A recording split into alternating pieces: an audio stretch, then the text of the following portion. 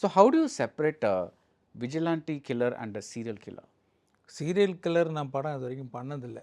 நீங்கள் கேட்ட உடனே தான் நான் யோசிக்கிறேன் என்ன டிஃப்ரென்ஸ்ன்னு பார்க்கும்போது. எனக்கு தெரிஞ்ச சீரியல் கில்லருக்கு வந்து ஒரு சோஷியல் காசு இருக்குமா இல்லையான்னு தெரியல.